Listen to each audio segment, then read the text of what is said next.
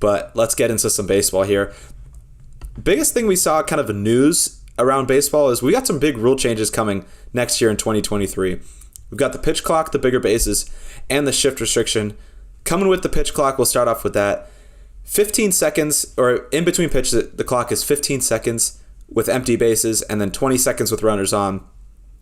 The batters get one timeout per at bat if they feel like it's going too fast. The pitchers can only step off twice per AB, and if they pick off 3 times in a row and are unsuccessful, this one's my favorite rule. Pick off 3 times in a row unsuccessfully, it acts as a balk, and the runner gets to advance a base. So that one I thought was interesting. It has been very successful in the minor leagues. I think speeds up the game on average by 28 minutes.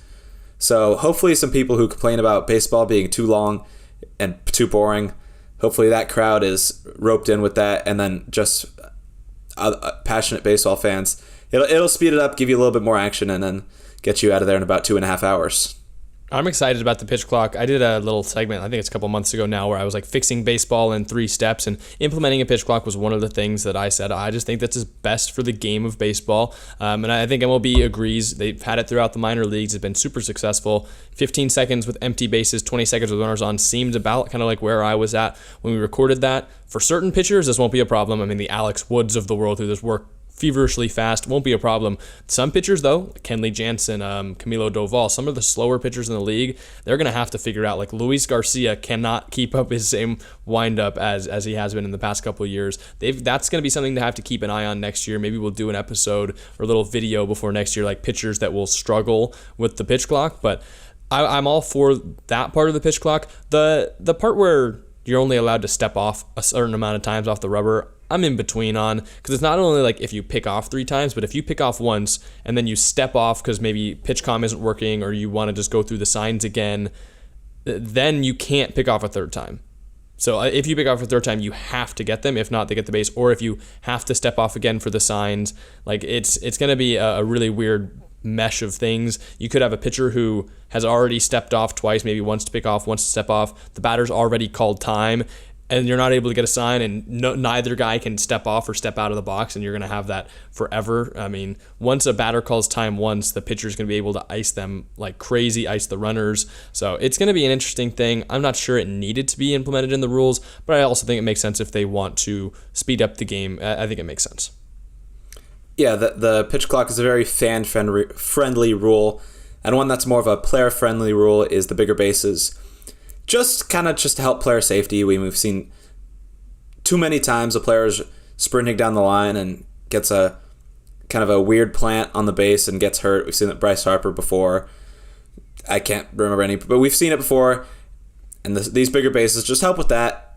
Help with stepping on pitchers' feet as they go and cover. Just player safety in general. That one's good for it. And then we get into the shift restriction, which was very big. There has been very controversial opinions in baseball about this. So what the rule is 2 infielders on either side of the base when the pitch is released. So you gotta, this won't stop all shifts, but it'll stop the loading guys on the right side for left-handed batters. And then also all 4 infielders have to have both feet on the infield when the pitcher is on the rubber. So, that means you can't have guys in shallow right either. Jack, what are your thoughts on this? I have some thoughts as well, but Jack, you want to start us off here? I remember, I think it was one of our first episodes. I was really upset at the idea of banning the shift. This is more of a limitation, which is what I said. If they're going to go anywhere with the shift, because I've always been saying, I like the shift. I think it's part of baseball. I think it's just part of the competitive edge that teams are trying to get. With guys able to hit balls 500 feet now, it also makes sense that the defense can try and take some hits away. So I wasn't all for a full ban. I think this is a decent job. For me, I think I don't have a problem with on each side of second base. Like, I think that anyone should be able to be wherever they want, as long as maybe the infielders are on the infield. So I think they went about 50-50 for my liking personally. I think if they had just said all 4 infielders have to be both feet on the infield, doesn't matter where you line up based on second base, that I think would be perfect for me, because it allows a little bit for teams to play their defense against certain hitters who just don't go the other way, or maybe don't even pull the ball. Like, there's some of those guys. But I do think that they did a good job by saying you can't be in the outfield. So for me, they went 50-50, but I don't know. I guess it makes sense. I'm glad they didn't fully ban it. So I'm like, I'm not going to complain. They could have done a little bit better in my opinion, but I think it still makes sense. I actually really like the job that they did because I don't know if you pay attention to defense alignments at all. I do that a lot, and a lot of the times that the shift is two guys on either side. They'll have the third baseman still at third base, sometimes a little bit over, and then the shortstop will basically be playing behind second base, and then the second baseman just kind of on the right side, depending on where the numbers are, a little closer to first or closer up the middle. But a lot of times the shortstop will be on that side of the base anyway, just up the middle. So it limits the overshifts that everyone knows about, like the third baseman in shallow right, Manny Machado making plays in the right field corner. That's no more. But I think there'll still be a shift. They'll still be playing the analytics. And then, like you said, the players in the infield as well. What I think we could end up seeing, I don't know if it'll be often, but I really want to see it at least once, is a team pulls the left fielder to come and kind of play where the third baseman has played before, kind of in that shallow right. And kind of it's essentially if you go down the left field line as a lefty, you essentially have an inside the park home run. So it'd be interesting if teams try that, or maybe you put the third baseman, move him to left field for a play, and put him in that shallow right, and put the left fielder at third. So then you're not risking a left fielder having to make a play off a 105 mile an hour bat. So there's just a lot of ways that they can go with this, and I'm very interested. I want to see that at least once, because it would just be crazy to see. I just picture the alignment. I mean, nobody in left field, and then the left fielder at third base, the third baseman in right field. It opens the doors for a lot of ways to get around it as well. So interesting to see how teams innovate with this and see if they change their approach at all. Yeah, there's a couple things that I think it makes certain positions matter a lot more now than they did in the past. Like being an actual third baseman now means you're playing at third base. Sometimes you're not playing in right field or second base. Second baseman, I think, become a lot more valuable. Like defensive second basemen become a lot more valuable because they have to be in that one spot that if you're not able to shift against a lefty, a lot of their hits are going to go right to the second baseman. So I think that helps out the second base position. There's a couple things, though, that give me questions. Like, how are they going to monitor this? Like, is this a reviewable thing? Like, what if someone accidentally lines up with their heel on the outfield grass on a ground ball out? Can a manager challenge it, review it, and say they weren't lined up in the right position? Or like, is there going to be a line going straight back from second base and chalk, like, to figure out whether someone is actually lined up on the second base side they're supposed to be on? That's going to be interesting too. And then also going back to the bigger bases, I wonder how many close plays that went in favor of the defense this is going to take away. Like, say someone is sliding headfirst into third base, they're now got an extra 3 inches of base to try and, or I guess it's not exactly like perfectly, because I think it's 18 probably diagonally, but like, is there going to be a play now where it was this close and now this is erased because the base is like a little bit bigger? Like, that's something that's just interesting to me.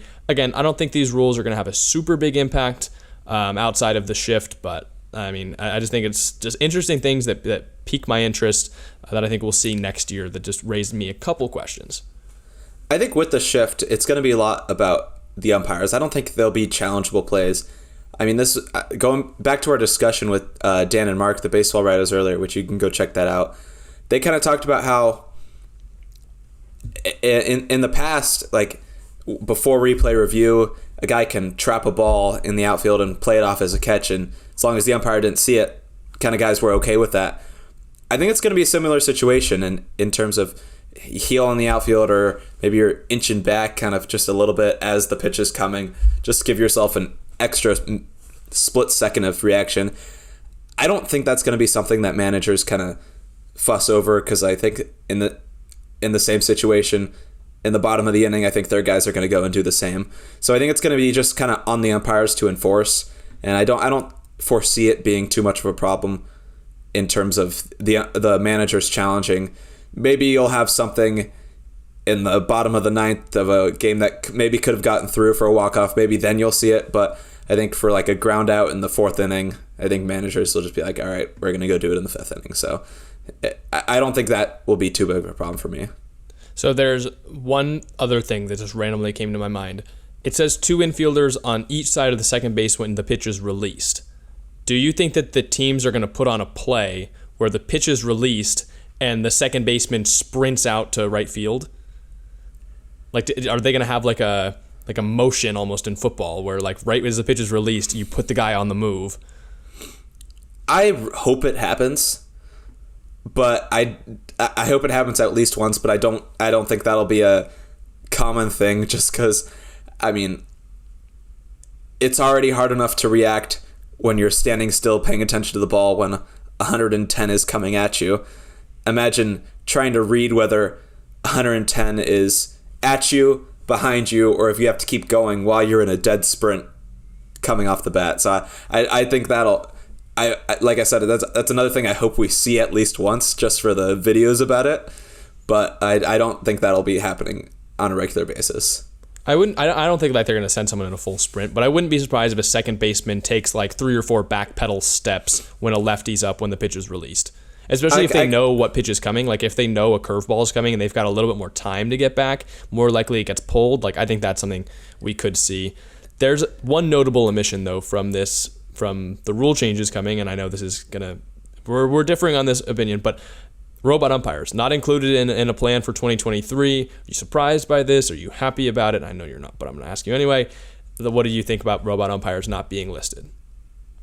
I'm not surprised. I mean, and frankly, I wasn't expecting it in this coming season. I still think they're probably another season out from. There's still some kinks that whether they want to go full robo or if they want to do the pitch challenging like we've seen recently. So I wasn't expecting it this coming season.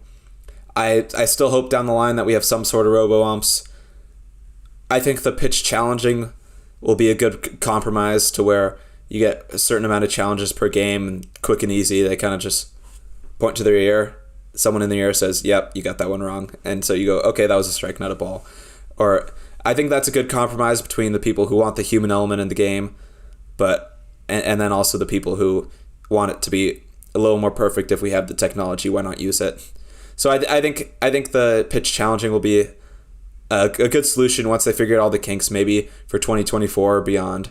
But I was not surprised to see it. And I do want there to be robo-umps in the game at some point, but I wasn't surprised that they left it out this season. Yeah, I think I like the pitch challenging idea because I've been vocal about the fact that umpires make bad calls, but for the majority of umpires and for the majority of games, the calls are correct. So I think if you're able to challenge the couple that aren't correct, I think that's a good compromise. I think if they pair that with, like I've been saying all along, actually doing something about the grades that umpires have, like if an umpire is not good, like they're just not allowed to be behind home plate, or they're not allowed to be a major league umpire anymore, or there's a certain hierarchy of who gets to do what games, I think something like that paired with being able to challenge calls would be a good move.